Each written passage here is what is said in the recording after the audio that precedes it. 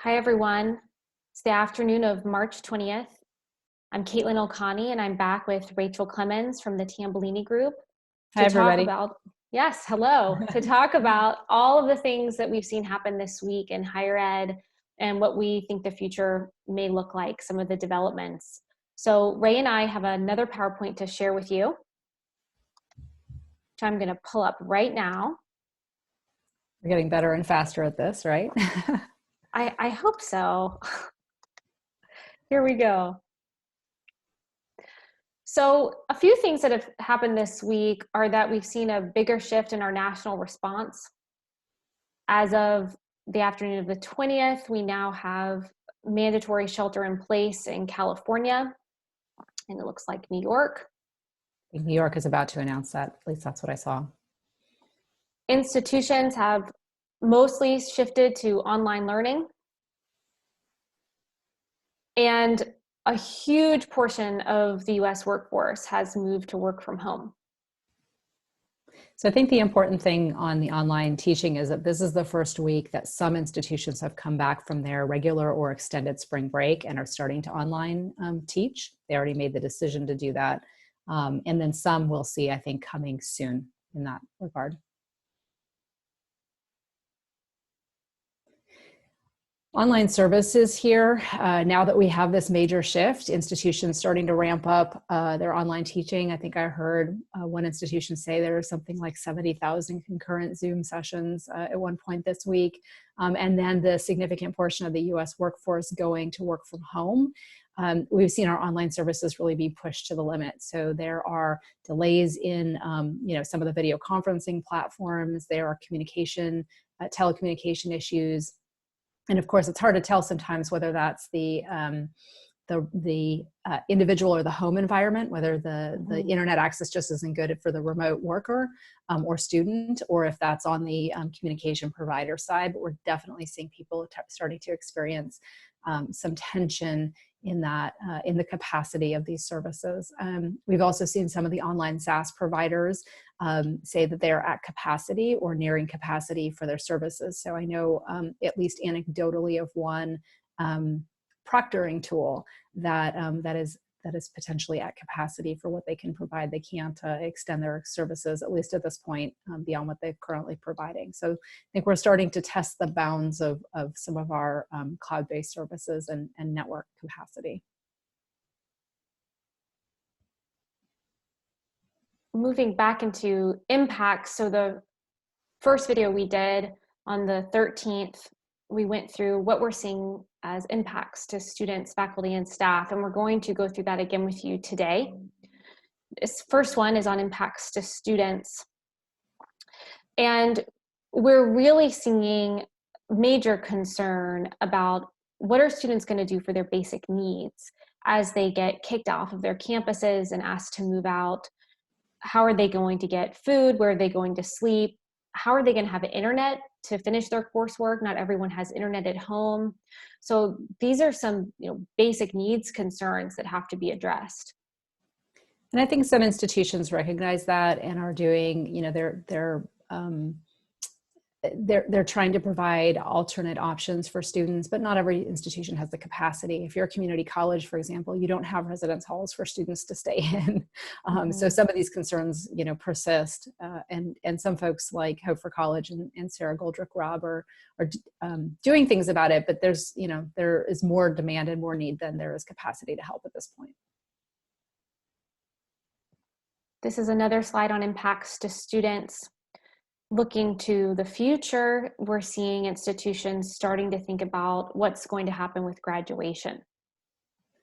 So most institutions, I think, initially said we're going to teach for a couple of weeks online. Now, many institutions have said we're going to teach out the rest of the semester online. Now we're starting to see institutions say either graduation commencement ceremony is deferred, it's delayed, we'll do something later, postponed, I think is the word used in this particular tweet.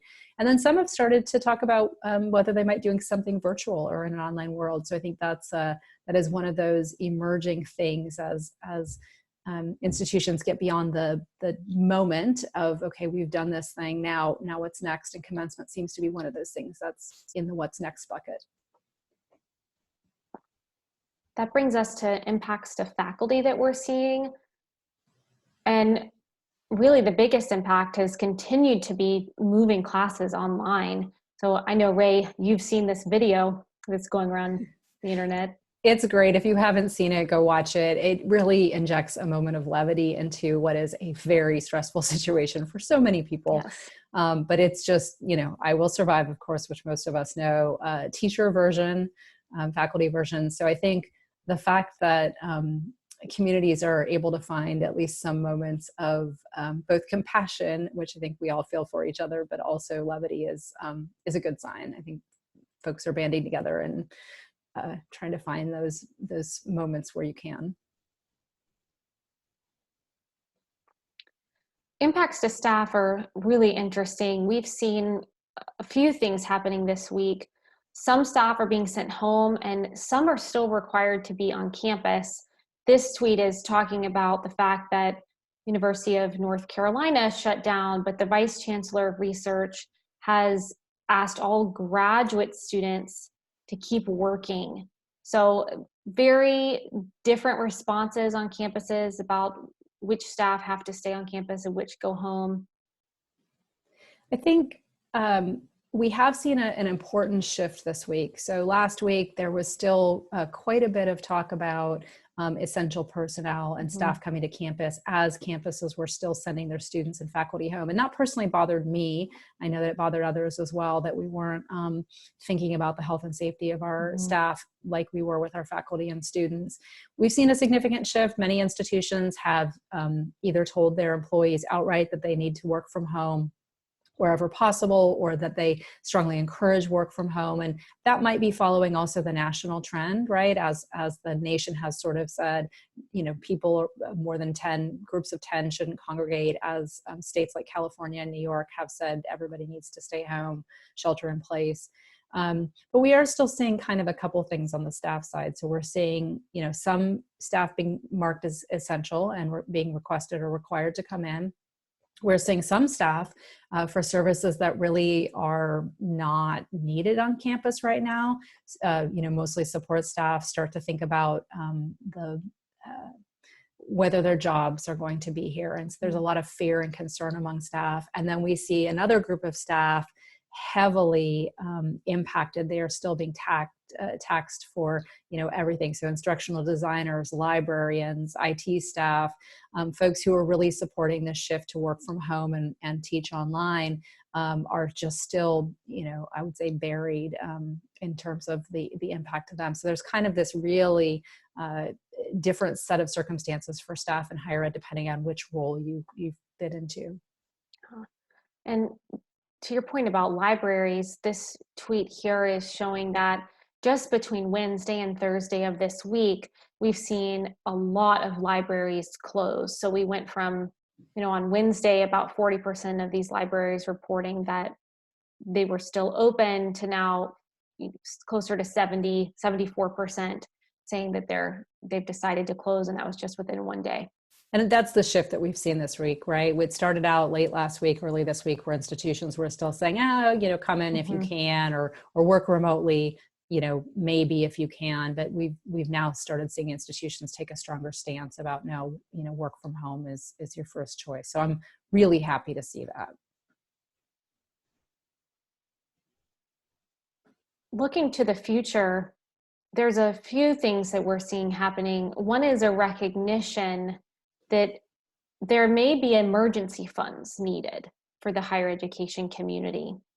And ACE Education came out saying that, we need to propose something to Congress asking for funds. And this is a tweet here saying that EDUCAUSE is supporting a $7.8 billion aid package.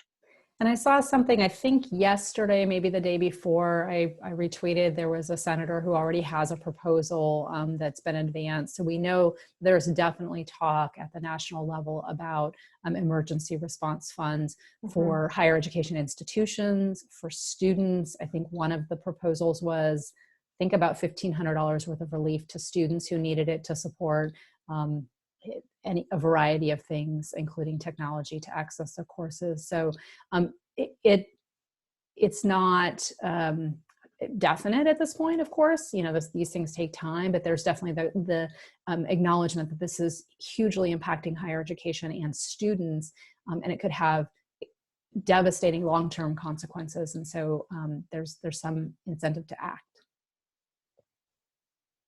That brings us to our last slide for today around how could this coronavirus COVID-19 pandemic and an accompanying recession impact open access colleges? I think open access colleges that are heavily tuition dependent or heavily endowment dependent at this point. Remember, the stock market is in a pretty precarious situation as well. So if a lot of your funds come from your endowment, those institutions are at risk. There have been a few articles recently, again, in this last week, starting to look at the potential long-term impact.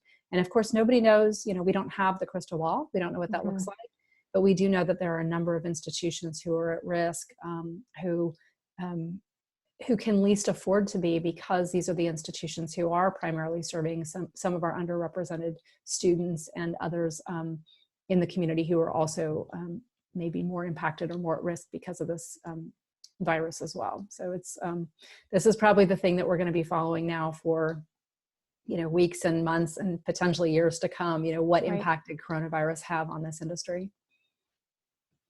Well, that's all we have for you today. Thank you for joining us. Rae and I will be back next week again with at least one new update. Everybody stay safe. Wash your hands. All right. Take care.